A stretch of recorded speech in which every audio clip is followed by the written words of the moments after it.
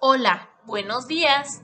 Estamos en la materia de español en el bloque 2, escribir cuentos de misterio de terror para su publicación.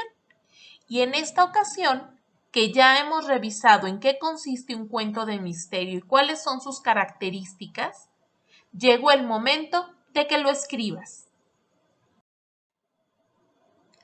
Para ello te recomiendo que en el paso 1 partas de una imagen, como ya te había explicado, porque en esta imagen vas a definir el espacio, el tiempo de la historia e incluso puedes ir pensando cuál va a ser la situación problemática. Puedes escoger un grupo de cabañas en el campo, una noche iluminada en la ciudad o simplemente un espacio pequeño como la sala. Recuerda que ese lugar debe tener algo de misterio para que a partir de ahí tú hagas la descripción del lugar y vayas metiendo al lector a tu situación de miedo. En el paso 2 debes de pensar muy bien quién va a ser tu personaje principal y los personajes que lo acompañarán en la historia. Yo te aconsejo que no escojas muchos personajes, tal vez el principal y uno o dos.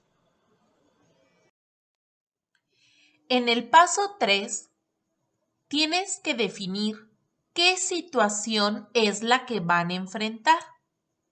Por ejemplo, los ruidos extraños que se escuchan en algún lugar, las visiones de fantasmas que ven, o bien algún zombie o muerto que resucita de entre las tumbas.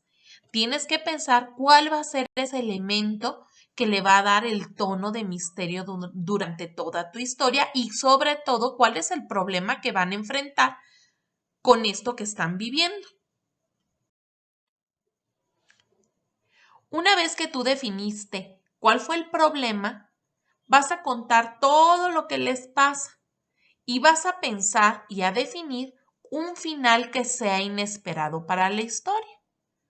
Alguien que salió accidentado, las personas que se fueron en algún vuelo, que decidieron mejor hacer sus maletas y retirarse del lugar o cualquier otra situación que le dé fin a ese problema. En este final puede solucionarse la situación de misterio, es decir, explicar por qué se escuchaban esos ruidos o por qué se veían esas imágenes.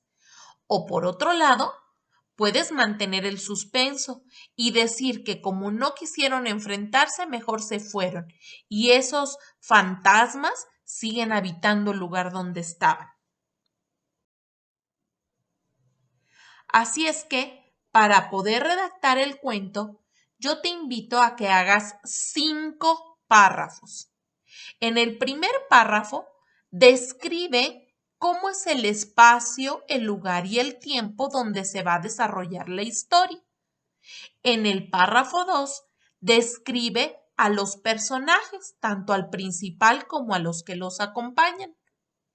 En el párrafo 3 y 4, cuenta las situaciones a las que se están enfrentando de misterio los personajes. Y en tu último párrafo, marca el desenlace o final de tu historia. Y con esos 5 párrafos te aseguro que va a quedar de miedo tu cuento. Recuerda complementar tu aprendizaje leyendo tus libros, viendo las programaciones de Aprende en Casa y haciendo los ejercicios que te son asignados. Mucha suerte en la redacción de tu cuento. Ya lo quiero leer.